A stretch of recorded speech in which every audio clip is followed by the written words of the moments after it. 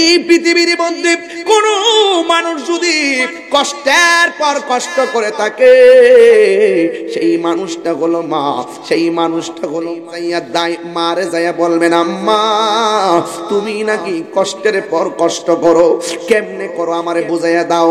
মা বলবে, পুত্রে যেই দিন থেকে আমি বধূ হইয়া তোর বাবার ঘরে আসি, সেই দিন থেকে আমি বড় আনন্দে সংসার কাটাইতেছি। ঘুমাইতে অসুবিধা নাই, চলতে অসুবিধা নাই, গাড়ি ঘোড়ায় অসুবিধা নাই। কিন্তু সবচাইতে বড় কষ্ট কি জানো নি? তুমি যখন শুনলাম আমার সন্তান পেটের মধ্যে কনসেপ্ট হয়েছে, সেই দিন থেকে আমি আগের মতো হাঁটতে পারি না, আগের মতো চলতে পারি না। এই সন্তান পেটে নেওয়ার সাথে সাথেই আমার হাঁটার স্বাধীনতা তুই কাইরা নিয়েছিস। এরপরে যখন আস্তে আস্তে পেটের মধ্যে বড় হইছো, তুমি আমার ঘুমের স্বাধীনতা কাইরা নিয়েছো। এমন অনেক রাত্রে গেছে সারা রাত আমার ঘুম আসে না, আমার চোখের মধ্যে ঘুম নাই, কিন্তু হঠাৎ করে চোখের মধ্যে ঘুম লেগেছে। তুই আমার পেটের ভিতরে এমন একটা লাথি মারছো, সেকেন্ডের ভিতরে আমার ঘুম ভাঙা গেছে। রাতের বেলা তোর বাপে আমারে কই কান্দ কেন? সেই দিন কষ্টের কথা আমি তোর বাপারেও বলি নাই। সকালবেলা পর্যন্ত কেঁদেছি, মুখটা মুছাত আমি ঘর থেকে বের হয়েছি, যেন কোনো মানুষ বুঝতে না পারে আমি কেঁদে। প্রসবের সময় হয়েছে, দরজাটা লাগাইয়া দিছি, জানালাটা লাগাইয়া দিছি, বন আনছি, ধোয়া আনছি, আইনা ঘরের ভিতরে একটা মোমবাতি লাগাইছি, লাগাইয়া পাশে বসে আছি। তুই পেটের ভিতরে এমন জোরে জোরে মাছ মাঝে এমন ভাবে লাথি মারছস, তোর মা কি কইছে জানোস নি? তোর মা কইছে, সকিনা দে দে একটা ছুরি দে, এই জীবন আমি রাখতাম না। আগে যদি জানতাম সন্তান পেটে নিলে এত কষ্ট, জীবনেও কোনোদিন পেটে সন্তান নিতাম না। এইভাবে পেটে লাথি খাইয়া খাইয়া বারবার বেহুশ হয়ে গেছে। আমরা মাথার মধ্যে পানি দিয়া দিয়া হুশ করলাম। এরপরে তুই যখন ভূমিষ্ঠ হইতে গেছিস, তোর মা এমন ভাবে পড়ে গেছে, আল্লাহ না করুক এমন অনেক ফ্যামিলি হয় রে ভাই। ওই মার সন্তানকে প্রসবের সময় সন্তান বাহিরে ওয়া ওয়া করে কান্দে, মা দুঃখিনী দুনিয়া থেকে বিদায় হয়ে যায়। এমন ইতিহাস দুর্গাপুরে আসে না? না যুবকের দল, আমি অনেক খারাপ স্বামী দেখেছি, কিন্তু সন্তান যখন ডেলিভারির সময় হয়, পাগল স্বামীটাও বাইরে বাইরে মন খারাপ করে ঘুরে, আল্লাহরে মনে মনে কে আল্লাহ আমার স্ত্রীটারে ভালো রাখো, আমার স্বামী আমার সন্তানটারে সুস্থ রাখো, এমন ভাবে তারা কান্দে। ও বন্ধুরি, যখন ভূমিষ্ঠ হইয়া যায় মা তখন বেহুশ হইয়া পড়ে। একটা আঙ্গুল কাটলে কত কষ্ট হয়, তোর মা তোর জন্য নিজের 7টা পল্লা পেট কাটতে ফেলাইছে, তোর জন্য মা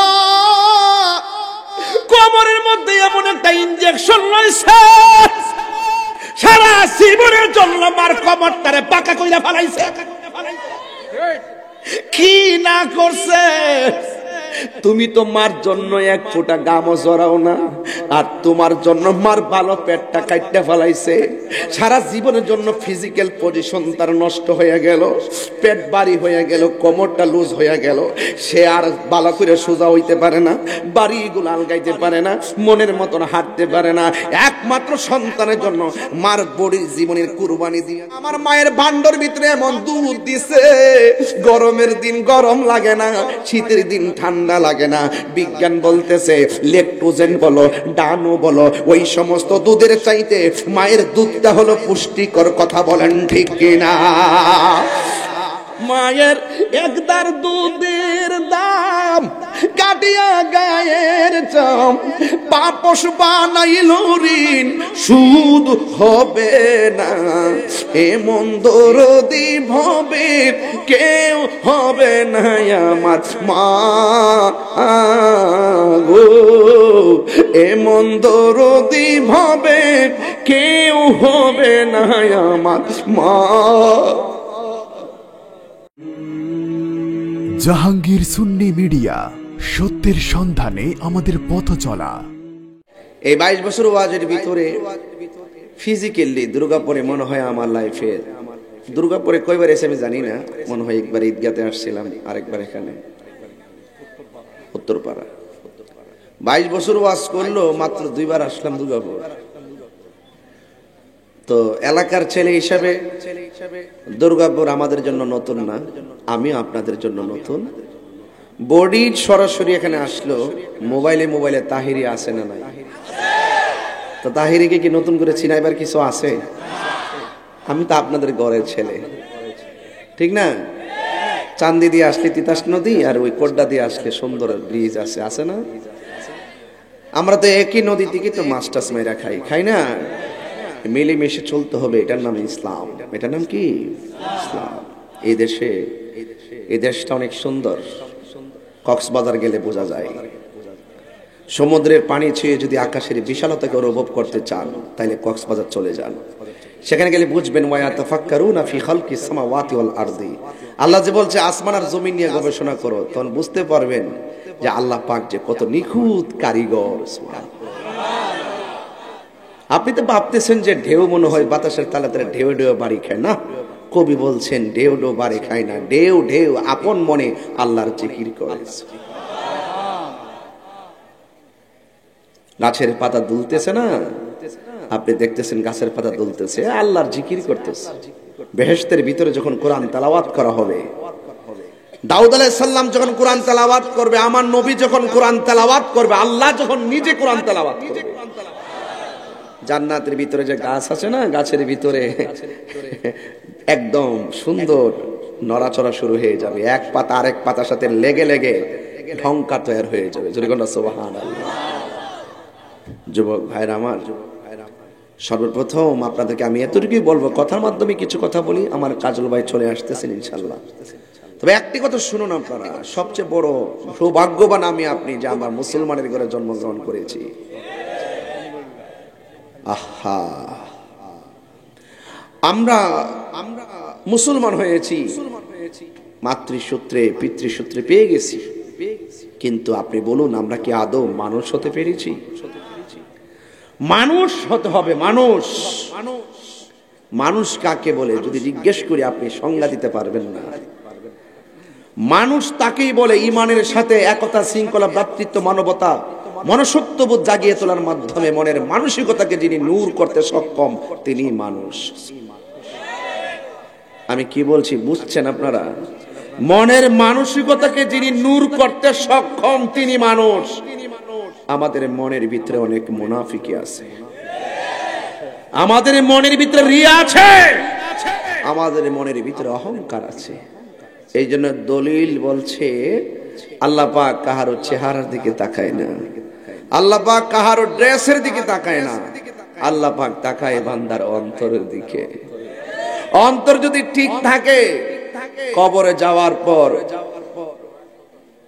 যাওয়ার পর লাশের মাঝে মাটি স্পর্শ করবে না। আর অন্তর যদি ঠিক না থাকে, কবরে যাওয়ার পর বাস পচার আগে লাশ পচে যাবে। আসুন না একটু শাহ গেসুদারাজ কল্লা শহীদ রহমতুল্লাহ আলাইকে প্রশ্ন করি। এ কল্লা শহীদ রহমতুল্লাহ আলাই, আপনার বাড়ি কোথায়? কিভাবে আসলেন এখানে? আপনি আছেন, আপনার কারিশমাটা কি? আপনি মারা গেলে, আর এখানে যারা আছি মারা গেলে, আমাদের কবরস্থানে তো আপন সন্তানরাই খবর নেয় না। আর শাহ কল্লা শহীদ রহমতুল্লাহ আলাই আপনার দরবারে লক্ষ লক্ষ মানুষ কেন আসে? তিনি বলেন আমার জীবনটা মোস্তফার কদম মোবারকে কুরবান করে দিয়েছি। এই জন্য আমি চলে যাওয়ার পরও আমার রওজা জিন্দা রয়েছে। মানুষই হতে পারি নাই।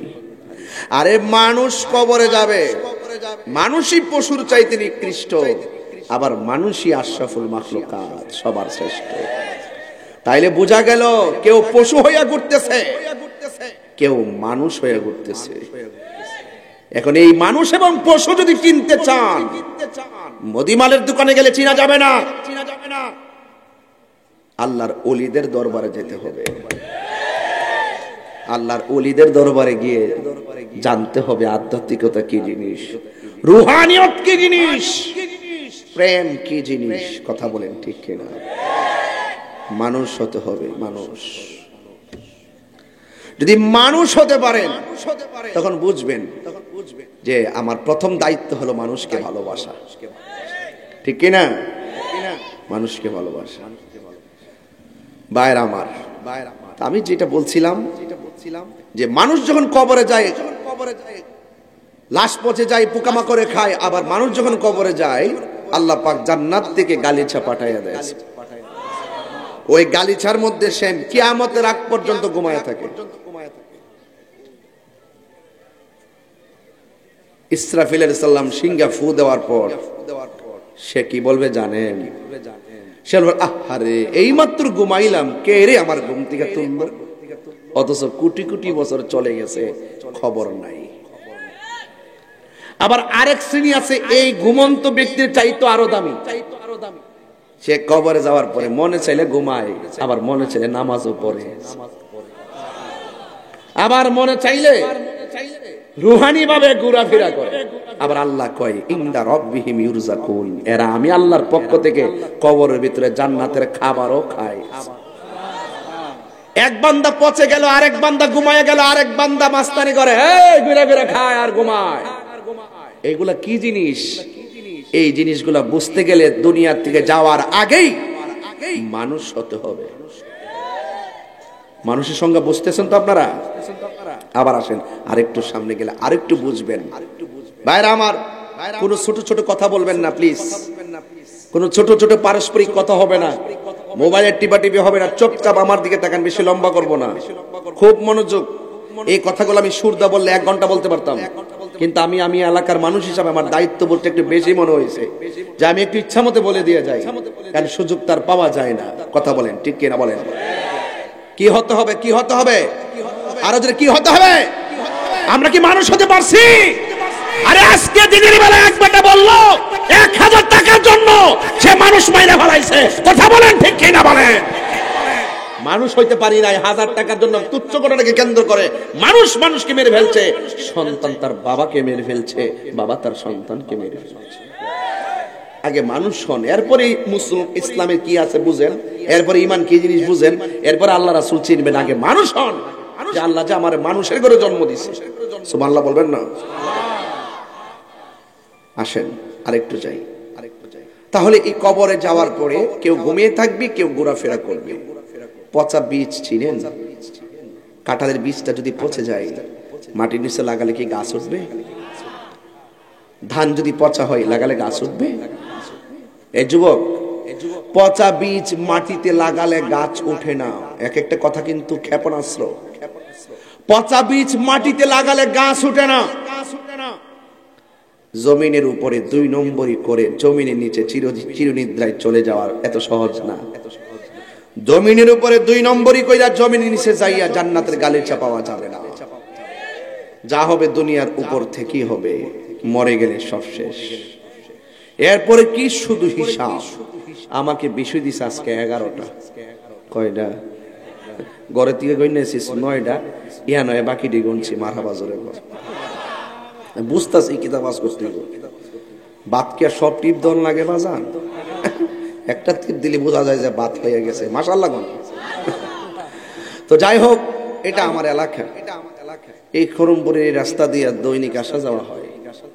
সিলেট বিভাগে মাহফিল গুলো এই রাস্তায় যাই। যখন সুযোগ পাই এই রাস্তা দিয়ে আমি আসা যাওয়া বেশি বেশি করি। কিন্তু আফসোসটা কোথায় জানেন? এত কাছাকাছি হওয়ার পর আমি ফিজিক্যালি চোখের দেখা, মনের দেখার দ্বারা কাউকে আমি চিনি না, খুব কম চিনি। ওই যে আসা হয় কম। যদি নিয়মিত আসতাম আর নিয়মিত এই মাহফিলটি করার শুধু সুযোগ পাইতাম, এই জায়গা হইলে তাহিরির ক্যান্টনমেন্ট। আপনি সিরাজগঞ্জ যাবেন, আইসেন দেখাই দিব 1 লক্ষ লোক তাহিরি অপেক্ষা করতেছে। আপনি যাবেন চিটাগাং, আইসা দেখেন যে কতগুলো লোক এখানে আছে। এগুলো আমার না, এগুলো সব মদিনাওয়ালার লোক। কথা কোন ঠিক না বেটি? আমি প্রেম বিলাই, তারা আমারে ভালোবাসে। কথা কোন ঠিক না বেটি? আমি আসতে পারি না দিকে গ্যাপটা পড়ছে। তো আমি আশা করব যে এই গ্যাপটা দেওয়া মনে আমার ঠিক হয়েছে না। প্রতিবেশী হিসাবে খবর নেওয়া দরকার আমার। পরে সিলেট মাহফিল করার দায়িত্ব হইলো পরে, সিরাজগঞ্জ পরে, পাবনা পরে, চিটাগাং পরে, ওই কাতার টাতার ইত্যাদি পরে। কু আনফুসাকুম ওয়া আহলিকুম নারা। আগে নিজের ঘরে আলো দিতে হবে। এবার যখন সুযোগ পাইছি বাজান, আমার কি এই সুযোগটা বারবার দিবেন আপনারা? কোন দিবেন? ইনশাল্লাহ ইনশাল্লাহ দিবেন। ইনশাল্লাহ। আচ্ছা যাক, আমার যে এবার আপনারা সুযোগ, বাচ্চাটা পরে কোনো বউ না বাইক না বউ করা আছে। যাই হোক বাজান আমার, আপনারা কি আমার কথা রাগ করতেছেন? আমি কিন্তু পরিবেশ করতেছি, এই জন্য কথা বলতেছি। একটা ঘটনা তুললে তার হুট করে আর কোন জানাতে আমরা বসো দাঁড়ায় কোন যা, এই জন্য আমি একটা পরিবেশ করে দিতেছি। তাহলে আমার দায়িত্ব কি লন্ডন না এই দুর্গাপুর? কথা কোনা গেলে গে দুর্গাপুর, এটা আমার নিজের বাড়িঘর। ওই যে তিতাস নদীর একটা পার্টিশন, এইটা হইলো হুমুক দর, এটা ফিস দর, নাইলে এটা হুমুক দর, এটা ফিস দর, একটা তৈব মাঝখানটা নদীর একটা পার্টিশন, আর কিছু আছে? যাক, আমরা আখাউড়া ব্রাহ্মণবাড়িয়ার মানুষ, নবী বান্ধব মানুষ, ঠিক কি না?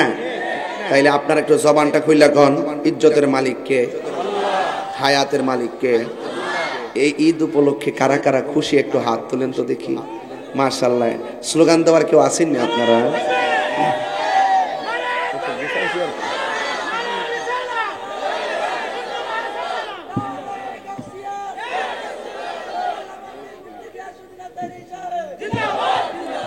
সকলে কোন আলহামদুলিল্লাহ। তাইলে আপনারা খুশি তো সবাই? আলহামদুলিল্লাহ, জবান খুলে কোন ঈদ মুবারক, ঈদ মুবারক। বুঝলাম না যে কেমনে যে ডেটটা মিলছে, সব আল্লাহর খেলা।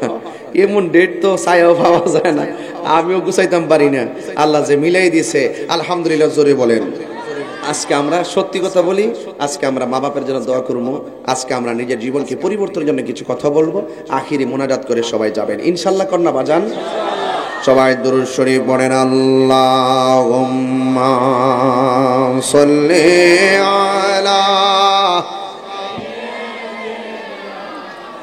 মাওলানা মুহাম্মদ ওয়া আলা আলি সাইয়্যিদিনা।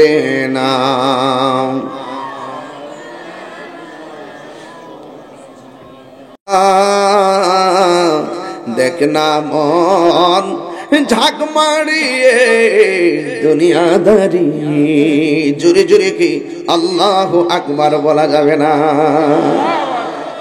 এ সুদকুরের গোষ্ঠী, ও গান্ধীটা,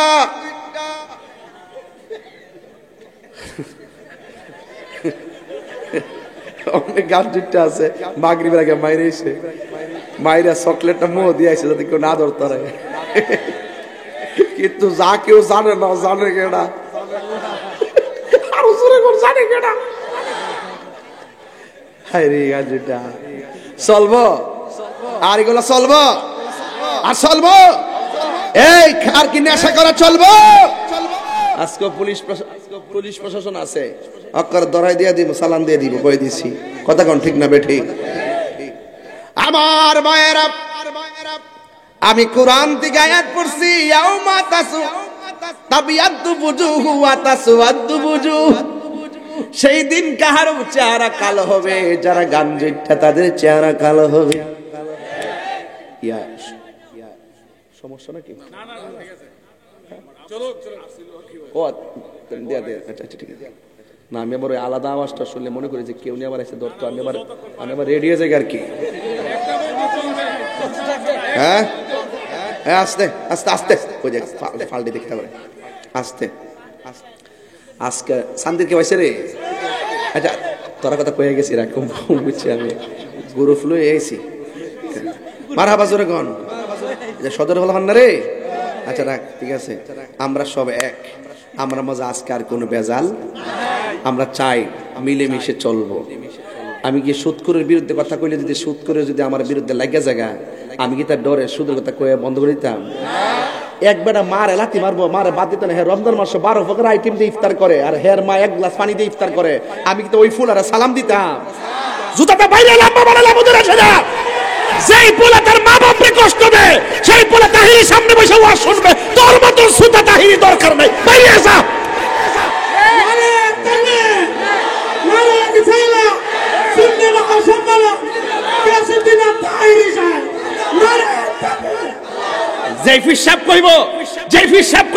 মা বাপের খেদমত লাগতো না, আমি তো তোর সব। এটা ফিসাব না, এটা সকালবেলার ফেসাব।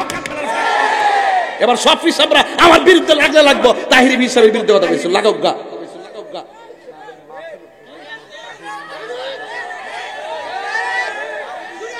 ওই ইডি যখন কই, ওই জিডি আসামি ইডি দোকান পড়ে যায় আমার বিরুদ্ধে কথা কয়।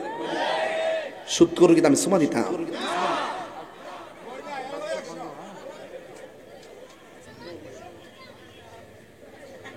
পান সুরুটে পয়সা নষ্ট, যুবক নষ্ট মদে, কুসমাজে গেরাম নষ্ট, খাদক নষ্ট সুদে। তাকিয়ে দিকে দেন, বাদ দেন। গভীর মনোযোগ। শৈলের ভিতরে যখন 20টা জায়গা তোর সুদ, আমরা হয়ে উঠে না তো, আমরা বাপটাই কেন না সুদ করে মসজিদের সভাপতি বানাই। দরকার আছে হেঁটে হাতিয়া মসজিদে টাইলস কিনতাম, দরকারও মাটির মধ্যে নামাজ পড়ুম, দরকারও গাছের তলে যায় নামাজ পড়ুম। এরপরে সুদ থেকে টাকা নিয়ে মসজিদের মাইক আনতাম না, টাইলস আনতাম না, ইট আনতাম না, বালু আনতাম না। হাত তুলা গো, ঠিক খেয়ে গো।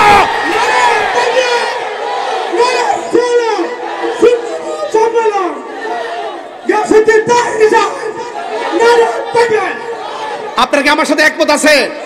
আরে আমি তো মনে করি আজকে দুর্গাপুরের পোলাপান যদি একত্র হয়ে যায়, আমার ভাই চেয়ারম্যান ভাই আছে, সভাপতিরা আছে, সবাই আছে, এই যুবক পোলাপান যদি ঐক্যবদ্ধ হয়ে যায় 24 ঘন্টার ভিতরে মাদক মাটির নিচে ঢুকাই দিতে পারো। যুবক পারে না, কোনো কথা নাই। এজন্য আমি যুবকদের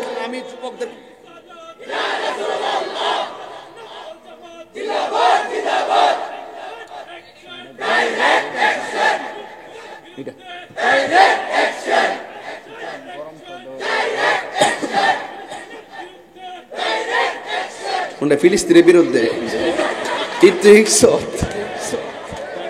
আরে তোরা কি তারে পুরা বেশে বাদিরি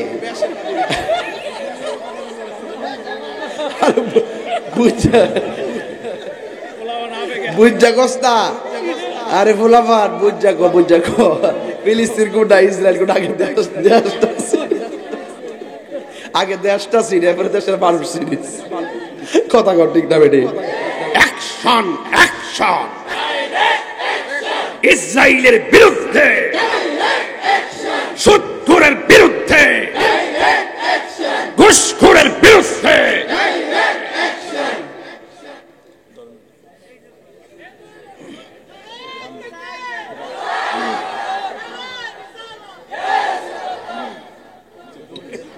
আর চলে না, ডরাইতেছে ও যাবার কোন না কইয়া বেঁচে পড়ে।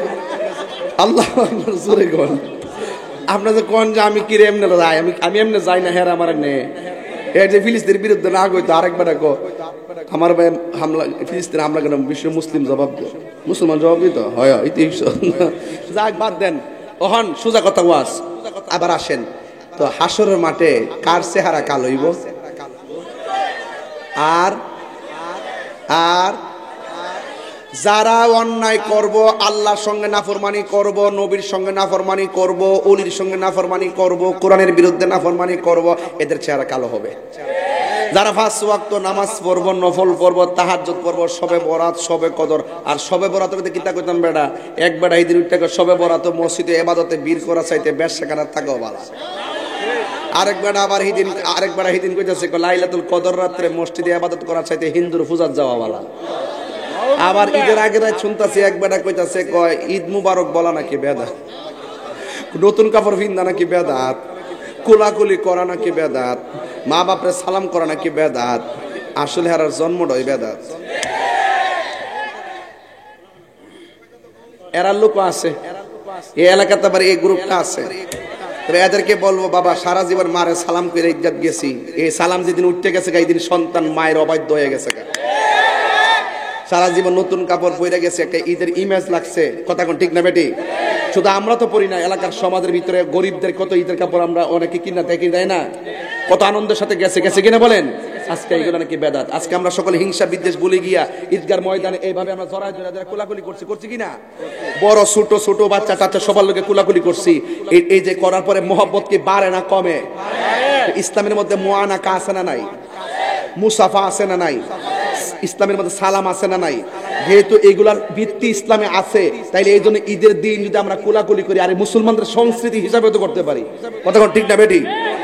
এইভাবে যারা ফতোয়া দিয়ে সমাজকে বিভক্তি করে, মূলত ফেতনা আমরা লাগাই না, ফেতনা এরা ফতোয়ারা ওই ঘরের কোনাত বইয়া একটা ইউটিউবে সাইডা দিয়ে ফেতনা লাগাই দেয় আর ডলার কামাইতেছে। কথা ঠিক না বেটি? এই সমস্ত ফতোয়া টতুয়া আমরা মানি না।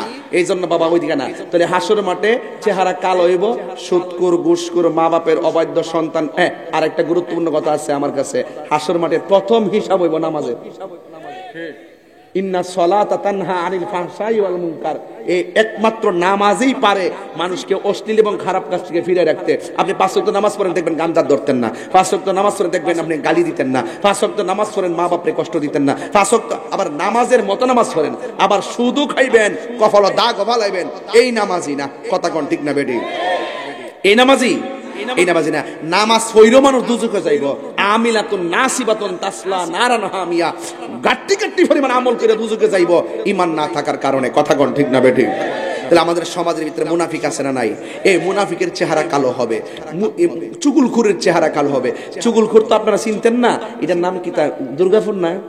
মনে করেন যে একটা লোক আইছে আমরা দুর্গাপুরের মেয়ে বিয়ে করে নিবার লাগিয়া, আচ্ছা দুর্গাপুর দরকার নাই, ওই যে ওই চকলেটের কাছে আইছে, চকলেটের কাছে বিস্কুট আইছে, আবার গ্রামের নাম দিলে বদনামে হোগা। আর পরে জিগা কি ও চকলেট তোমার মেয়েটা কেমন, একজনের জিগা কি গো চকলেটের মেয়েটা কেমন, পরে জিগাইতেছে গো চকলেটের মেয়েটা হইলো খুব 5 ওয়াক্ত নামাজ পড়ে, পর্দা করে, কোরআন তেলাওয়াত করে, কোনোদিন বেপর্দায় চলতে দেখি নাই, সব ঠিক আছে 99 ঠিক করার পরে লাস্টে কি দেখো ধরে নিকো সারা রাত দেখি মোবাইলে কাল লোক জানে কথা কম। এটা সগুল করে আপনি নির্বাচন করতেছেন না, দরতানে ভাটতাই না মুনাফিক করে, হেমাদা দিনে খাইবো, হেমাদা রাইতে খাইব, বুটের দিন ঘুমাই থাকবো, এমন কথা বল না কেন? সমাজের সবচাইতে বড় নষ্ট হইল মুনাফিক। কথা বলেন ঠিক কিনা? ইতা কই দিকে তো আমার সমস্যা, ইডি যে কই শব্দ মিললে আমার দরে দললে কি তুইব? আমি এলাম ছোট মানুষ, দললে আমি কম আমার মায়ের না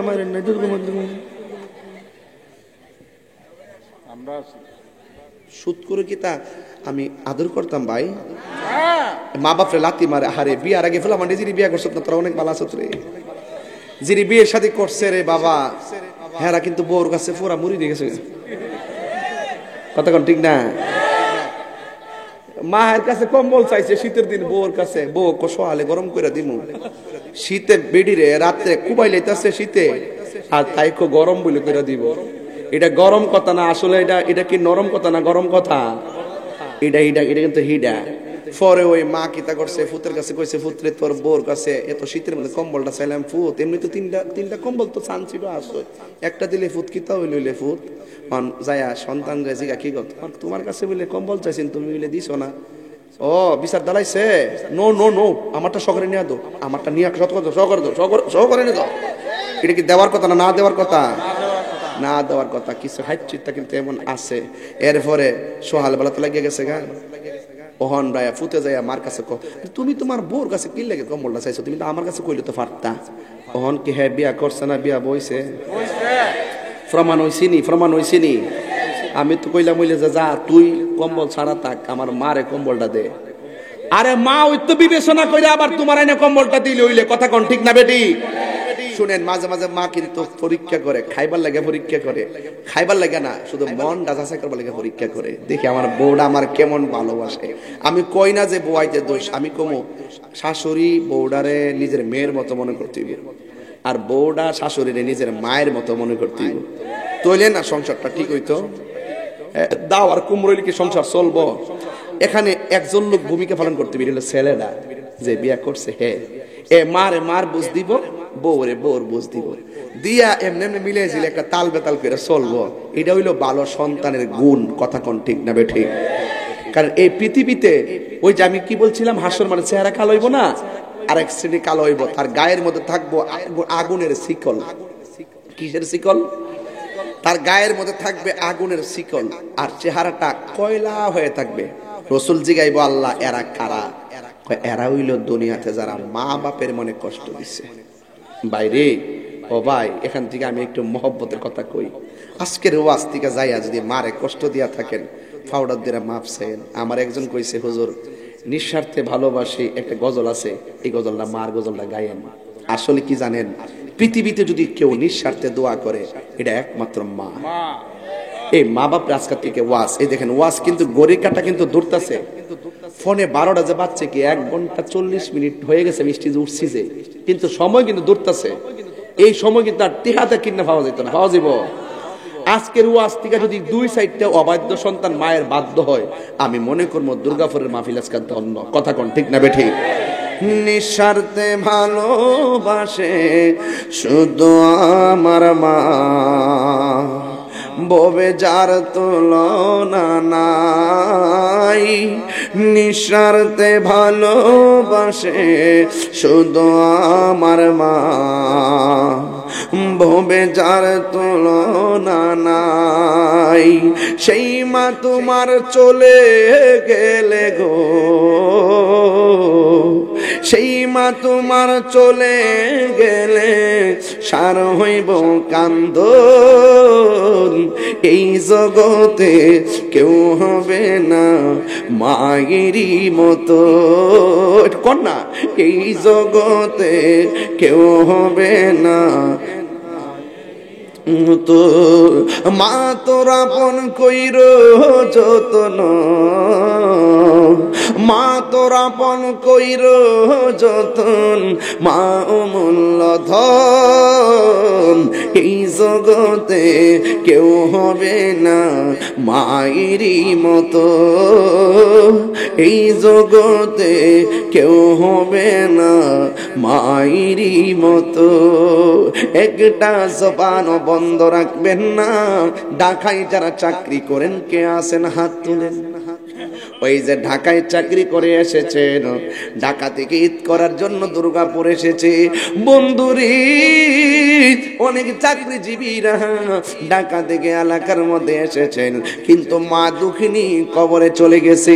তার ঈদের আনন্দটা যেন মাটি মাটি মনে হয়েছে। মা বিহনে ঘরের মধ্যে শান্তি থাকে না। আল্লাহ রাব্বুল আলামিন বলেছেন ওয়াহানান আলা ওয়াহানিন। এই পৃথিবীর মধ্যে কোন মানুষ যদি কষ্টের পর কষ্ট করে থাকে, সেই মানুষটা হলো মা, সেই মানুষটা হলো বাবা। বাবার কথা সমাজের কেউ কয় না। এই পৃথিবীতে নীরব পরিশ্রমের একটা যোদ্ধার নাম বাবা। পোলা পোলা করতে করতে শরীরে রক্ত পানি করে, স্ত্রী স্ত্রী করতে করতে রক্তগুলা পানি কইরা ফেলায়। এই পুরুষটা সংসারের সব দায়িত্ব নেয়। এই জন্য আমি মাঝে মাঝে বলতাম, পুরুষ কখনো পরিশ্রমে ক্লান্ত হয় না। পুরুষ ক্লান্ত হয় পারিবারিক চাপ আর মানসিক অশান্তির কারণে। কথা বলেন ঠিক কিনা? এই জন্য আমার যুবক ভাইয়েরা, ও বন্ধুরি আমার, ওই সন্তানদেরকে বলে যায়, আল্লাহ যে বলছে মা কষ্টের পর কষ্ট করে, কেমনে করে শুনিয়া যান। আজকে যাইয়া মারে যাইয়া বলবেন আম্মা তুমি নাকি কষ্টের পর কষ্ট করো, কেমনে করো আমারে বুঝাইয়া দাও।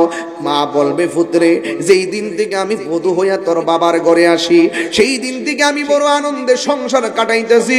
ঘুমাইতে অসুবিধা নাই, চলতে অসুবিধা নাই, গাড়ি ঘোড়ায় অসুবিধা নাই। কিন্তু সবচাইতে বড় কষ্ট কি জানো নি? তুমি যখন শুনলাম আমার সন্তান পেটের মধ্যে কনসেপ্ট হয়েছে, সেই দিন থেকে আমি আগের মতো হাঁটতে পারি না, আগের মতো চলতে পারি না। এই সন্তান পেটে নেওয়ার সাথে সাথেই আমার হাঁটার স্বাধীনতা তুই কাইরা নিয়েছিস। এরপরে যখন আস্তে আস্তে পেটের মধ্যে বড় হইছো, তুমি আমার ঘুমের স্বাধীনতা কাইরা নিয়েছো। এমন অনেক রাত্রে গেছে সারা রাত আমার ঘুম আসে না, আমার চোখের মধ্যে ঘুম নাই, কিন্তু হঠাৎ করে চোখের মধ্যে ঘুম লেগেছে। তুই আমার পেটের ভিতরে এমন একটা লাথি মারছো, সেকেন্ডের ভিতরে আমার ঘুম ভাঙা গেছে। রাতের বেলা তোর বাপে আমারে কই কান্দ কেন? সেই দিন কষ্টের কথা আমি তোর বাপারেও বলি নাই। সকালবেলা পর্যন্ত কেঁদেছি, মুখটা মুছাত আমি ঘর থেকে বের হয়েছি, যেন কোনো মানুষ বুঝতে না পারে আমি কেঁদেছি। যুবকের দল মাকে ডাক দিয়া গায়, মা তিনটা কষ্ট বুঝলাম, আরেকটা কষ্ট কি? এই কষ্টের কথাটা মারে বললে তুমি পাবে না, এই কষ্টের কথাটা বলতে হবে দাইমারে। ও দাইমা, আমার মার শেষ কষ্টটা বলেন না। দাইমা বলবে তোর মা আমরারে বলছে পেটটা ব্যথা করে। মনে মনে ভাবছি বয়স অনুযায়ী, মাস অনুযায়ী মনে হয় যেন তুই প্রসবের সময় হয়েছিস, সন্তান প্রসবের সময় হয়েছে। দরজাটা লাগাইয়া দিছি, জানালাটা লাগাইয়া দিছি, বন আনছি, ধোয়া আনছি, আইনা ঘরের ভিতরে একটা মোমবাতি লাগাইছি, লাগাইয়া পাশে বসে আছি। তুই পেটের ভিতরে এমন জোরে জোরে মাঝে মাঝে এমন ভাবে লাথি মারছস, তোর মা কি কইছে জানোস নি? তোর মা কইছে সকিনা দে দে একটা ছুরি দে, এই জীবন আমি রাখতাম না। আগে যদি জানতাম সন্তান পেটে নিলে এত কষ্ট, জীবনেও কোনোদিন পেটে সন্তান নিতাম না। এইভাবে পেটে লাথি খাইয়া খাইয়া বারবার বেহুশ হয়ে গেছে। আমরা মাথার মধ্যে পানি দিয়া দিয়া হুশ করলাম। এরপরে তুই যখন ভূমিষ্ঠ হইতে গেছিস, তোর মা এমন ভাবে পড়ে গেছে, আল্লাহ না করুক কেমন অনেক ফ্যামিলি হয় রে ভাই, ওই মার সন্তানকে প্রসবের সময় সন্তান বাহিরে ওয়া ওয়া করে কান্দে, মা দুঃখিনী দুনিয়া থেকে বিদায় হয়ে যায়। এমন ইতিহাস দুর্গাপুরে আছে না নাই? আল্লাহর হাবিব বলেন, যারা ডেলিভারি কেসে যেই সমস্ত মহিলা মারা যায়, আমার আল্লাহ রাব্বুল আলামিন ওই মহিলার মরণটাকে শহীদের খাতায় লিখে দেয়।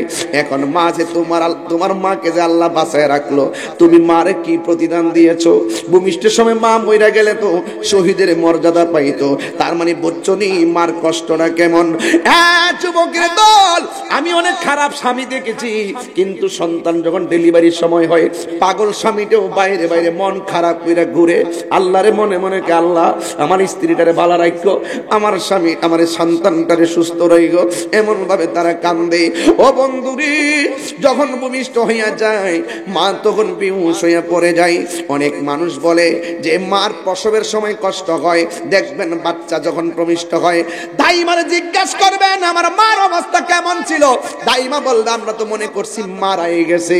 একটু পরে দেখলাম হুঁশ হয় না, চোখটা মিরমির করতেছে, কোনোভাবে ব্যথা দূর করা যায় না। তুই যখন ভূমিষ্ঠ হয়েছিস, তোকে ছোটবেলায় মার বুকের মধ্যে দেওয়ার পরে চোখের পানি নিয়ে একটা মুস্কি হাসি দিয়েছে। অনেক মানুষ বলে হুজুর ভূমিষ্ঠ ডেলিভারি নরমাল হইলে কষ্ট হয়, সিজার করলে বেশি কষ্ট হয় না।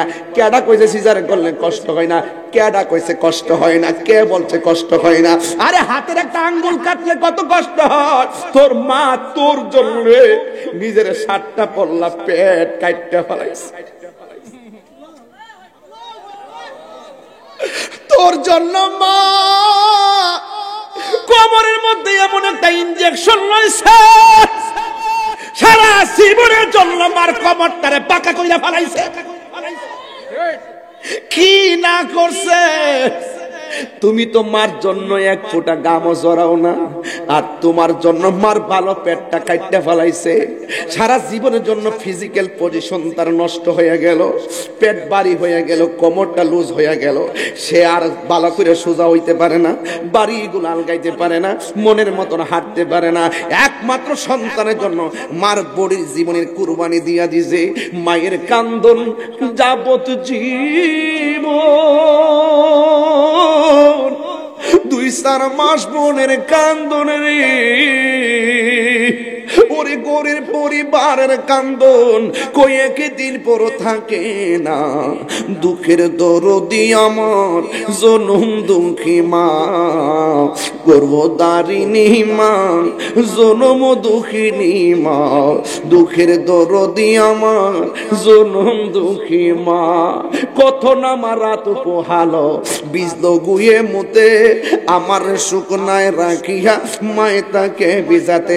এটার নাম হলো ওয়াহানান আলা ওয়াহনিন।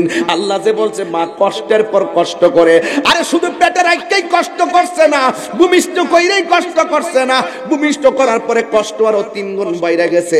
মায়ের আরামের ঘুম হারাম হয়ে গেছে। ডান কাঁধে পেশাব করে দিলে বাম কাঁধে নেয়, বাম কাঁধে পেশাব করে দিলে বুকের উপরে নেয়, বুকের উপরে পেশাব করে নিলে ঘুম থেকে মা বসে যায়। সারাটা রাত 60-70টা বিছনা বিজাইয়া সন্তানকারে পাহারা দিয়া দিয়া রাখে। আল্লাহ আমার মায়ের ভান্ডার ভিতরে এমন দুধ দিছে, গরমের দিন গরম লাগে না, শীতের দিন ঠান্ডা লাগে না। বিজ্ঞান বলতেছে ল্যাকটোজেন বলো ডানো বলো, ওই সমস্ত দুধের চাইতে মায়ের দুধটা হলো পুষ্টিকর। কথা বলেন ঠিক কিনা? মায়ের একদার দুধের দাম কাটিয়া গায়ের চাম, পাপস বানাইল ঋণ সুদ হবে না। এমন দরদি ভবে কেউ হবে না আমার মা গো, এমন দরদি ভবে কেউ হবে না আমার মা।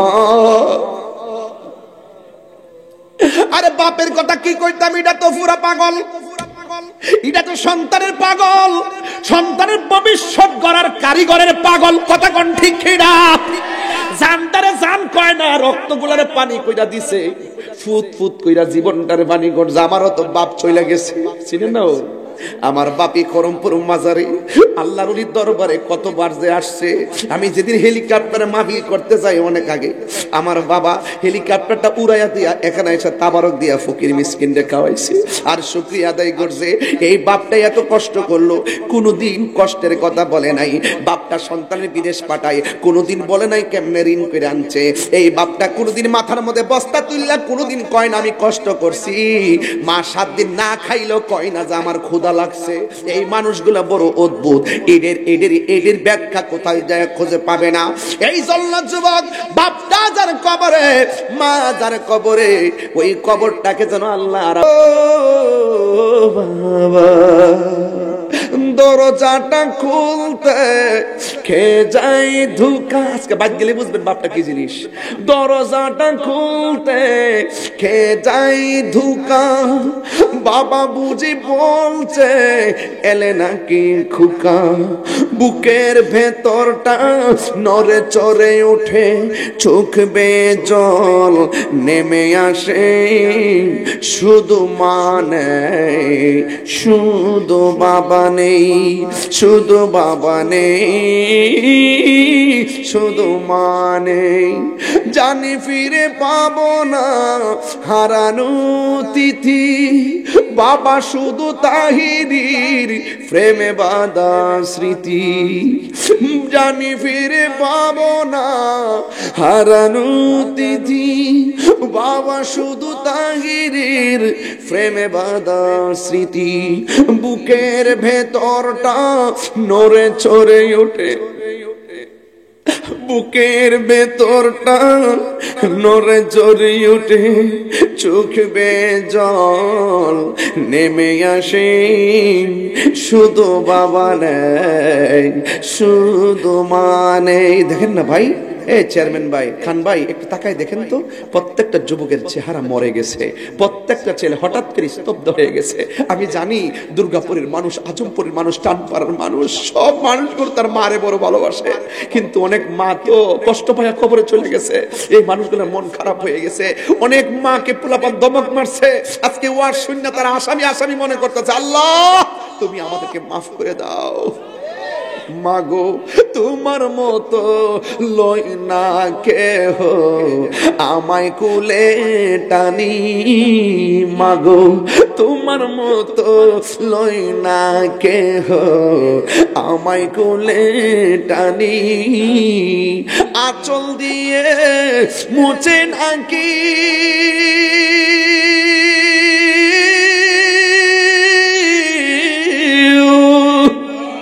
আঁচল দিয়ে মুছে না কেউ আমার চোখের পানি। হায়রে মা জননী আমার, হায়রে মা জননী, হায়রে মা জননী আমার, হায়রে মা জননী। যুবক, আপনার পা গুলো বিছিয়ে দেন, আপনার পায়ের ময়লাগুলো আমি জিহ্বা দিয়ে পরিষ্কার করে দিব। শর্ত একটাই, যদি আপনার মাকে ভালোবাসেন। এই মা বাপ তোমার মক্কা মদিনা। রাসূল বলছেন, বাবাকে তোমরা কাবা জানিও, মদিনা জানিও মাকে। যদি গো তারা বেঁচে থাকে, বাবার মুখেতে মায়ের মুখেতে যে তুলে দিবে গো খানা, তাতে খুশি রব্বানা। ওই আমি দেখি নাই, দেখিতে পারি নাই, ওই আমি দেখি নাই, দেখিতে পারি নাই। দেখি ওই আমার উম্মত, দেখিও আমার উম্মত। এই যুবক ভাই, ভাই কয়টা সাবজেক্ট আজকে ওয়াজ করলাম কেন জানেন? আমি যদি নিয়মিত কয়েকবার আইতাম মাসে বা বছরে, যদি 5 বার 6 বার আইতাম, তাহলে আমি একটা বিষয় শেষ করলাম হলে। যেহেতু আমি অ্যাভেলেবল আসতে পারি না, এই জন্য একটা ওয়াজের ভিতরে আমি অনেকগুলো সাইড টানার চেষ্টা করেছি। প্রথম শুরু করেছি নামাজ দিয়ে, পরে শুরু করেছি কবরে আযাবের ভয়াবহতা দিয়ে, এরপরে শুরু করলাম কিয়ামত দিয়ে, এরপরে হাসরের মাঠ দিয়ে, তারপরে মা বাবার উপরে, তারপরে নেশার উপরে, সুদের উপরে, ঘুষের উপরে। একটা মানুষকে ধারাবাহিকভাবে গুছায়া কি এতটুকু মিলানো সম্ভব হয়? কোনটা এটা? আচ্ছা আচ্ছা আচ্ছা, বুঝতে পারছি। আমাকে বলছেন হুজুর সারা সুদ খায়, এদের ব্যাপারে সুদ যে খাবে, সুদ যে নিবে, সুদ যে লিখবে, সুদের যে সাক্ষী থাকবে, সবাই সমান অপরাধী। আপনি এই কথাটা কইতেন আমার, যে সুদের ওয়াজ করলেন, ঘুষের শাস্তি কিটা? ঘুষ সুদ খাইলে না নিজের আপন মায়ের সাথে জিনা করার মতো। নাউজুবিল্লাহ। বুঝছিনি কত বড় ফতোয়াটা আছে এর উপরে? আমি কি আমি যে সেট করি কি লেগে ভাই, হাসতে হাসতে কি রে গুনাহটা কিনা লন। আরে সুদের টাকা 50 লাখ টাকা বানাই যাবেন, আপনি 3 বেলায় ভাত খাইবেন। এই টাকা তো ব্যাংকে পড়ে দেবেন, পুলা নিয়ে এটা মস্তানি করবে, ফাঁকে আপনি বাস খাইবেন। দরকারটা কিন্তু হারাম টিহাত হয়ে যাওনের কথা কোন ঠিক না বেটি? এগুলো তো আপনার কাল হয়ে দাঁড়াবো, কাল বুঝবেন মারা যাওয়ার পরে। ঠিক আছে, এবার আসেন, সুদ করে যদি এই শাস্তি হয়, ঘুষ করে কি শাস্তি? আর রাশি ক্বালান নবিয়্যু সাল্লাল্লাহু আলাইহি ওয়াসাল্লাম, আর রাশি ওয়াল মুরতাশি কিলাহুমা ফিন্নার। যে ঘুষ খাইব, যে ঘুষ দিব, উভয়ই জাহান্নামের আগুনে জ্বলবে। কথা বলেন ঠিক কিনা? কারণ আপনারা বলেন সুদ কি খাইবেন না দিবেন? ঘুষ কি খাইবেন না দিবেন? ওয়াদা নি ভাই, ওয়াদা ওয়াদা। হাত তোলেন, এক হাত তুলছেন, ওয়াজের ভিতরে ওয়াদা, বাহিরে সম্ভাবনা কম। 2 হাত সোজা করেন। নারে রিসালাত, আল্লামা পীর মুফতি গিয়াসউদ্দিন আত-তাহিরি সাহেব।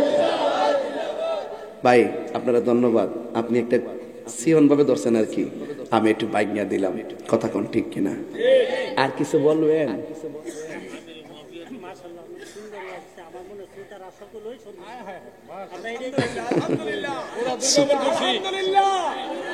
আপনারা কি সবাই খুশি?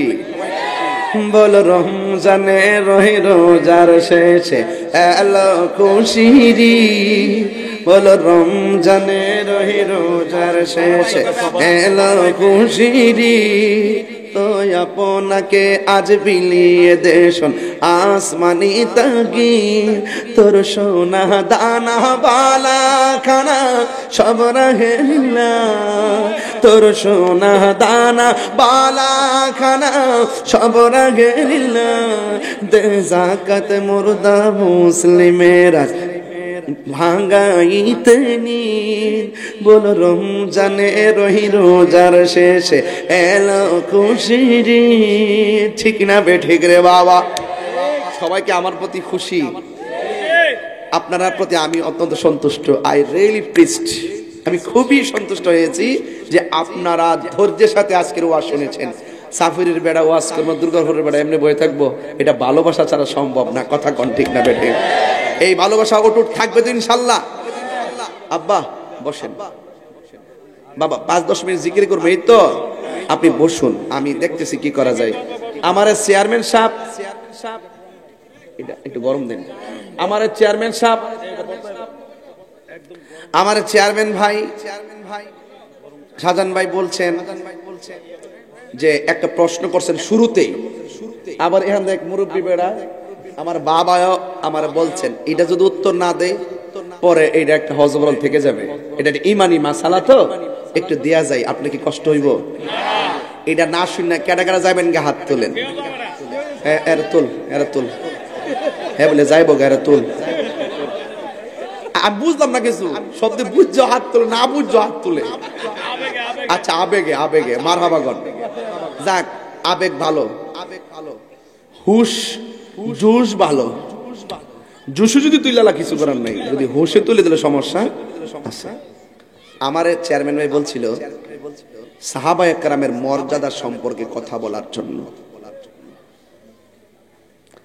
আর সাহাবায়ে কেরামের মর্যাদা বলতে গিয়ে একজন সাহাবীর নাম তিনি উল্লেখ করেছেন, সেটা হলো হযরতে আমিরে মুআবিয়া রাদিয়াল্লাহু তাআলা আনহু। সুবহানাল্লাহ। যার আব্বার নাম হলো আবু সুফিয়ান, জোরে কোন সুবহানাল্লাহ। তিনিও ইসলাম ধর্ম গ্রহণ করে মুসলমান হয়েছেন। যুবক ভাইরা আমার,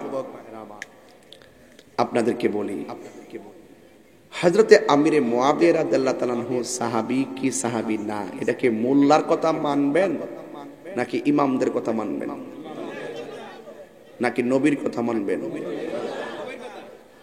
আমার নবীজি সাহাবায়ে কেরাম সম্পর্কে বলেছেন, লা তাসুব্বু আসহাবি, তোমরা আমার সাহাবীকে গালি দিও কেন? আসহাবি কান্নুজুম, আমার সাহাবীরা হলো আকাশের নক্ষত্র তুল্য। আরেক জায়গায় বলছেন আস-সাহাবাতু কুল্লুহুম উদুলুন, আমার সাহাবীরা হলো ন্যায়বান। আরেক জায়গায় বলছেন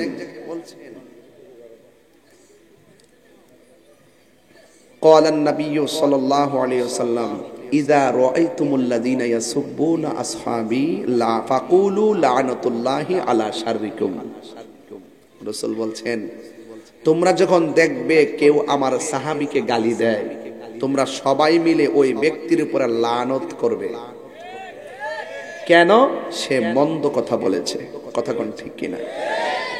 তাইলে বোঝা যায় যারা সাহাবায়ে কেরামের বিরুদ্ধে কথা বলবে তাকে লানত দেওয়া নবীর শিক্ষা।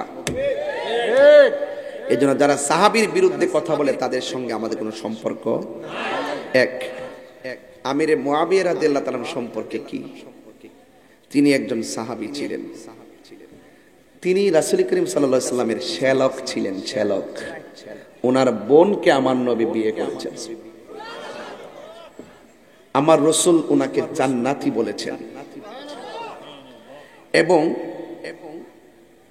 সিহাসিত্তার যে হাদিস, বুখারী শরীফ, মুসলিম শরীফ, তিরমিজি শরীফ, নাসাই শরীফ, ইবনে মাজাহ শরীফ, আবু দাউদ শরীফ, এই সিহাসিত্তার ভিতরে বিশুদ্ধ ছয়খানা গ্রন্থের ভিতরে 163টা হাদিস ইমামগণ আমিরে মুআবিয়া থেকে এনেছেন। একটা হাদিস, দুইটা হাদিস বলবো। আমাদের মাযহাবের ইমামের নাম কি? আবু হানিফা রাহমাতুল্লাহ আলাইহির একটা প্রসিদ্ধ ফতোয়ার কিতাব আছে, প্রসিদ্ধ গ্রন্থ আছে, এটার নাম হলো ফিকহে আকবর। ফিকহে আকবর।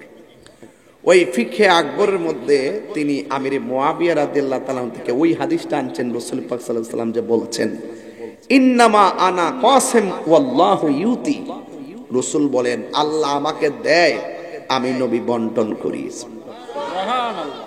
নবী কি টাকা বন্টন করে, সম্পদ বন্টন করে? নবী বলেন আমি ইলম বন্টন করি। আমার পক্ষ থেকে যারা ওই ইলমটা পাইছে, নবীর পক্ষ থেকে যে এই ইলমটা যেই পাইছে, সে খাজা গরিবে নওয়াজ হয়ে গেছে, সে কল্লা শহীদ হয়ে গেছে। রাসূল সে ইলম বন্টন করেন। আর এই হাদিসটা বর্ণনা করেছেন হযরতে আমিরে মুআবিয়া রাদিয়াল্লাহু তাআলা আনহু। তো তিনি যদি সাহাবী না হয় তাহলে এই হাদিসটাকে গ্রহণ করে ওয়াজ করা যাবে? কারণ এই হাদিসটা বর্ণনা করছেন আমিরে মুআবিয়া রাদিয়াল্লাহু তাআলা আনহু। 2 নম্বর, রাসূল বলছেন আমার উম্মতের মধ্যে 73টা দল হবে। কয়টা বলছি? 73টা দলের মধ্যে 72টা দল জাহান্নামে যাবে, একটা দল জান্নাতে। এই হাদিস থেকে শুনছেন না আপনারা? সারা জীবন মোল্লারা এই হাদিসে ওয়াজ করছে না? এই হাদিসটা বর্ণনা করছে হযরতে আমিরে মুআবিয়া রাদিয়াল্লাহু তাআলা আনহু। আপনি যদি উনাকে সিফফিনের যুদ্ধ টাইন্না আইন্না উনাকে দোষী সাব্যস্ত করতে চান, তাইলে নবীর ভবিষ্যৎবাণী মিথ্যা হয়ে যায়, ইমামদের বর্ণনা মিথ্যা হয়ে যায়, সিয়াসিত্তার 163টা হাদিস মিথ্যা হয় এবং সিয়াসিত্তার উপরে সন্দেহ ঢুকে যাবে। ইমামগণ বুঝি কইরে গেছে, নবীজিও বুঝতেই ভবিষ্যৎবাণী করছে। এই জন্য নবীর প্রিয় নাতি ইমাম হাসান হযরত আমিরে মুয়াবিয়া রাদিয়াল্লাহু তাআলা আনহুর সঙ্গে রাসূল যে ভবিষ্যৎবাণী দিয়া গেছেন যে আমার উম্মতের দুইটা মুসলিম মুমিনের মধ্যে, দুইটা মুমিন মুসলমানদের মধ্যে একটা দ্বন্দ্ব হবে, বড় দ্বন্দ্ব। এই দ্বন্দ্বটা কিন্তু হয়েছিল সিফিনের যুদ্ধ। রাসূল বলছিলেন যে এই ইমাম হাসান দুইটা মুসলমানদের, মুমিন মুসলমানদের বড় দ্বন্দ্ব সমন্বয় করে মিটমাট করে দিবে। জোরে কোন সুবহানাল্লাহ। তো আমিরে মুয়াবিয়া রাদিয়াল্লাহু তাআলা সিফিনের যুদ্ধের ওই সময় তারা যে সোলে করছিলেন, সমাধান, দুইজনের মধ্যে সন্ধি করে সমাধান করছিলেন, ইমাম হাসান কি ভুল করেছেন? তো আপনি যদি আমিরে মুয়াবিয়া রাদিয়াল্লাহু তাআলাকে ভুল ধরেন, তাইলে ইমাম হাসান যে আমিরে মুয়াবিয়ার সঙ্গে সন্ধি করেছেন, আপনি যদি আমিরে মুয়াবিয়া রাদিয়াল্লাহু তাআলা আনহুকে কাফের বলেন, তাহলে কাফেরের সঙ্গে কি সন্ধি করা যায়? না। যুবক ভাইরা আমার, শুনেন একটা কথা বলি। ইমাম হাসান রাদিয়াল্লাহু তাআলা আনহু যার সাথে সন্ধি করেছেন তার সাথে যুদ্ধ করে নাই, আর ইমাম হুসাইন রাদিয়াল্লাহু তাআলা আনহু যার সাথে যুদ্ধ করেছেন তার সাথে সন্ধি করে নাই। আমি কি বুঝাতে পেরেছি? তাহলে এখান থেকে প্রমাণিত হয় হযরত আমিরে মুয়াবিয়া রাদিয়াল্লাহু তাআলা আনহু দলিল মোতাবেক তিনি সাহাবী। কথা বলেন ঠিক না বেঠিক? অনেকে বলে যে আমিরে মুয়াবিয়া রাদিয়াল্লাহু তাআলার সন্তান হলো এজিদ। এজিদের বাপ হযরত মুয়াবিয়া রাদিয়াল্লাহু তাআলা তিনি ইমাম হুসাইনকে খেলাফতের দায়িত্ব না দিয়ে এজিদকে কেন দিল? এটাই তো প্রশ্ন। যখন এজিদকে দায়িত্ব দেওয়া হয় তখন কি আর এজিদ ছিল? ঘটনার ঘটাইছে বহুত পরে। ওই সময় যে ঘটনা ঘটাইবো এটাকে আমিরে মুয়াবিয়া রাদিয়াল্লাহু তাআলা জেনে বসে আছে? ওই সময়ে এজিদকে দায়িত্ব দেওয়া যায় কিনা ওই সময়ের সময়কার দুই তিনজন প্রসিদ্ধ সাহাবীর মতামতের মাধ্যমে এবং পুরা মতামতের মাধ্যমে দায়িত্ব দেওয়া হয়েছিল। ওই সময় যদি দায়িত্বটা না দিত, উসমান যুন্নুরাইন শাহাদাতের পর ইসলামের রূপরেখা এত কঠিন হয়েছিল। আর আমিরে মুয়াবিয়া রাদিয়াল্লাহু তাআলা 1 বছর 2 বছর 20 বছর অসংখ্য বছর তিনি এই খেলাফতের দায়িত্ব আর কাফেরদের জুলুমবাজদের বিরুদ্ধে তিনি এমন সাহসের লড়াই করেছিলেন, তখন তাদেরকে ছাড়া ওই সময় ইসলামের ভাবমূর্তিকে রক্ষা করার অন্য কিছু কল্পনাই করা গেছে না। আপনি বুঝেন না যে ইমাম হুসাইনকে পর্যন্ত এমন এক সময় পরিস্থিতি সৃষ্টি হয়েছে, তারা বিভিন্ন ভাবে ইমাম হুসাইন রাদিয়াল্লাহু তাআলাকে মনে তো শহীদ করলো। আবার এই দিকটা দেখেন, আমিরে মুয়াবিয়া রাদিয়াল্লাহু তাআলা আনহু এবং মৌলা আলীর বিরুদ্ধে এই সমস্ত যুদ্ধগুলো কে বাধাই দিল? আপনি তো গভীরভাবে না ঢুকেন তাহলে আপনি বুঝবেন না।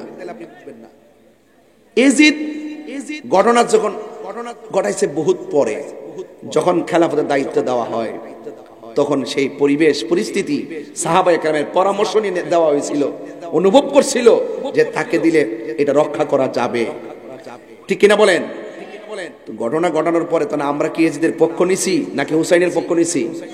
কথা কোনা গেলে গে আরে বাবা, সিফিনের যুদ্ধ আর এইদিকে যদি আমিরে মুয়াবিয়া রাদিয়াল্লাহু তাআলা দোষী থাকতো তাহলে আমরা তার বিরুদ্ধে যাইতাম, যেহেতু ওনার ব্যাপারে নবী পাকের সুস্পষ্ট নজ আছে এবং হাদিস শরীফে বিভিন্ন রিওয়ায়াত আছে। আমরা তো আর এই রিওয়ায়াতের বাইরে যাইতে পারি না। কথা কোন ঠিক না বেটি? এজিদ নাফরমান, এজিদ মদ্যপায়ী, এজিদ নষ্ট, এজিদের সঙ্গে আমাদের কোনো সম্পর্ক নাই। কথা কোন সম্পর্ক? পুতের দোষ বাপকে দেওয়া যাবে? নূহ আলাইহিস সালামের ছেলে কেনান ছিল না? কেনান কাফের হইছে না? মানে কেনান কাফের হওয়ার কারণে কি নূহ নবীর দোষ ধরন যাইবো? আপনি কি এই জিনিসটা বুঝেন না?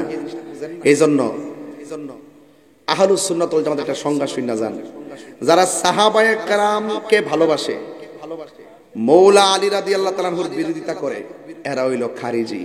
এরা কি? আর যারা সাহাবায়ে কেরাম আমিরে মুয়াবিয়া রাদিয়াল্লাহু তাআলা আনহু থেকে শুরু করে সমস্ত সাহাবায়ে কেরামের বিরোধিতা করে, যারা একটা সাহাবীর বিরুদ্ধাচরণ করে, যারা সাহাবীর বিরুদ্ধাচরণ করে আর মৌলা আলীকে খুব ভালোবাসার দোহাই উতলায়া ওঠে দেখায়, এরা হইল শিয়া। কথা কোন ঠিক না বেঠিক? আমরা শিয়াও না, আমরা খারিজিও না। আমরা পাক পাঞ্জাতনকে ভালোবাসি, মৌলা আলী রাদিয়াল্লাহু তাআলাকে ভালোবাসি, সব সাহাবায়ে কেরামকে ভালোবাসি। আর যারা মৌলা আলীকে ভালোবাসে, সাহাবায়ে কেরামকে ভালোবাসে, তারাই হলো আহলুস সুন্নাত ওয়াল জামাত।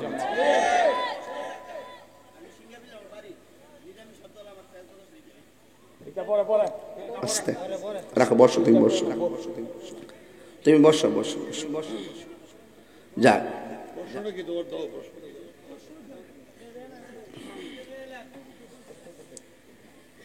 আপনারা কি আমার কথা বুঝতে পেরেছেন? আমি আরেকটু কঠিন হইতাম, কিন্তু কঠিন হইলাম না। কঠিন হই না, তার কারণ আছে। যারা আজকে আমির মুয়াবিয়া রাদিয়াল্লাহু আনহুর বিরুদ্ধাচরণ করে তারা আমাদের নিজের লোক ছিল। এই জন্য আমি চাই না নিজেরা লাগি। আমি প্রস্তাব করতে পারি মেয়র কাজল ভাইয়ের মাধ্যমে, প্রশাসনের মাধ্যমে, যারা আমির মুয়াবিয়া রাদিয়াল্লাহু আনহুর বিরোধিতা করে, আসুন আমরা সবাই বসি। ওইলা আমারে বুঝাইয়া দেন, নাইলে আমি আপনারা বুঝাইয়া দিন। কথা কোন ঠিক না বেটি? আমরা সুন্নি, আমরা কি এগুলাকে আগে শুনছেন? এইগুলো যারা বলে তারা ম্যাক্সিমাম জেনারেল লোক। এরা দাড়ি রাখছে, ফিরের বাইতে আসা যাওয়া করছে, নামের আগে রাহবার লেখে, আল্লামা লেখে, অথচ মাদ্রাসার বারান্দা তো যায় নাই। তো যারা মাদ্রাসার বারান্দাতে যায় নাই, এই সমস্ত কিছু বিষয় আছে দালিলিক বিষয়, এগুলো কি আলেমদের কাছ থেকে জানতে হবে না? এখন যদি সাধারণত কেউ ফতোয়া দেয়, আমরা কি ওগুলা মানবো? আমরা কি মরে গেছি কি এখনো? সুতরাং আমি অনুরোধ করব, অনর্থক ইমানকে ধ্বংস করেন না, আর নিজের ঘরের ভিতরে আমরা বিতর্ক করব না। সাম্প্রতিক সময়ে ইউটিউবে বিভিন্ন কোরআন হাদিসকে বিকৃত করে বিভিন্ন করতেছে, এই সম্পর্কে একটু সতর্কবাণী। হ্যাঁ, আপনাদেরকে একটু অনুরোধ করব। আপনারা জানেন এখন অনলাইন, তো অনলাইনে দেখবেন কিছু কিছু লোক বেরিয়েছে যারা কোরআনের বিরুদ্ধে পর্যন্ত কথা বলে, মন গড়া হাদিসগুলো তারা উপস্থাপন করে। এই তরুণ সমাজকে তারা টার্গেট করেছে, তার টার্গেট করে ভিন্ন এজেন্ডা বাস্তবায়ন করে এই ধর্মের সুন্দর জায়গার সম্প্রীতিকে তারা বিনষ্ট করতে চায়। কথা কোন ঠিক কিনা? এই সমস্ত অপব্যাখ্যাকারীর কবলে আপনারা পড়বেন। আমরা যেহেতু এলাকার ছেলে, আপনারা যদি কোনো প্রয়োজন হয় আপনারা সরল মনে আমাদের বাড়িতে যাইবেন। আমার ঘরে তো অনেক কিতাবাদিও আছে, আমার গুরুরাও আছে, আমি যাদেরকে অনুসরণ করি আলেমরাও তো আছে কিনা বলেন? আমরা পরামর্শ করে আপনাদেরকে সিদ্ধান্ত দিব। কোনো ফেসবুকের এই জাল মৌলবীদের খপ্পরে পড়া যাবে না। তাইলে হযরত আমির মুয়াবিয়া রাদিয়াল্লাহু আনহু তিনি কি কাফের নাকি সাহাবী? আরো বড় করে বলুন। আমি কি দালালিতে কথা বলছি না দলিলে কথা বলছি? দলিলে কথা বলছি। আল্লাহ যেন আমাদের সকলকে আমল করার তৌফিক দান করে, আমিন কোন। আমি আর বেশি কিছু গেলাম না, তবে আজকে প্রথমে এসেছি দুর্গাপুর, ভালো লাগছে। আপনারা প্রায় 2 ঘন্টা 10 মিনিট বসে বসে আলোচনা শুনেছেন, আমার কাছে খুব ভালো লাগছে। যে এই ওয়াজটা বছরে বছরে করতে চাই, প্রতি বছর করতে চাই। আপনারা চান কি চান না? আরো যারা